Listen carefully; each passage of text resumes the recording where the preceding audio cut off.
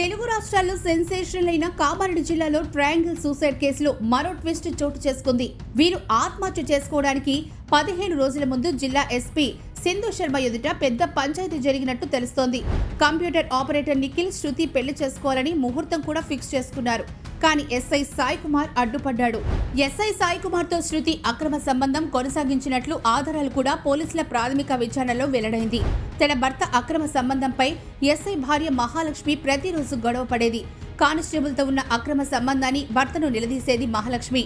నేను విడాకులు ఇవ్వకుండా నువ్వు పెళ్లి ఎలా చేసుకుంటావని శృతిని పలుమార్లు హెచ్చరించింది మహాలక్ష్మి. చట్టబద్ధంగా ఈ పెళ్లి చెల్లదైనా తన్ను పెళ్లి చేసుకోవాలని శృతి సాయి కుమార్ పై ఒత్తిడి తెచ్చింది.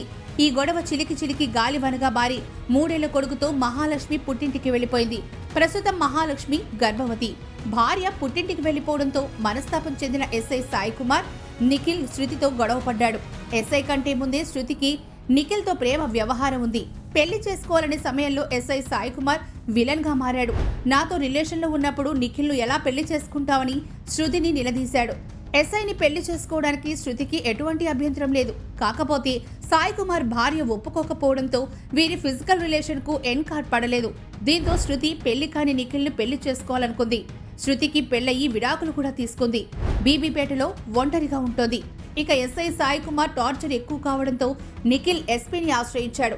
సాయి కుమార్ తరపున ఒక సీఐ ఎస్ఐ మధ్యవర్తిగా ఉంటూ సమస్యను పరిష్కారం చేయాలనుకున్నారు.